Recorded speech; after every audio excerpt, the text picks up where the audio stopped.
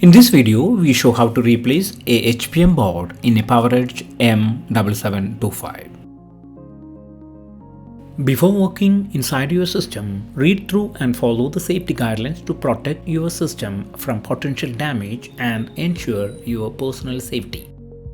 For more information or support about the PowerEdge M7725, visit dell.com support.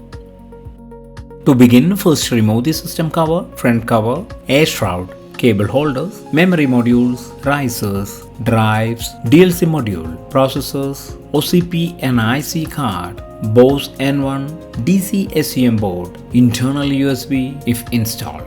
Now disconnect the cable holders and keep the DLC tubes away. To remove the HPM board, hold the HPM board plungers and slide the HPM board towards the front of the system and carefully lift the HPM board out of the chassis.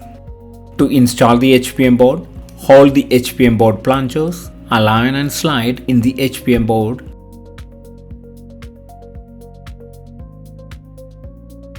until it locks in place. Next, realign the cable holder and route the DLC tubes.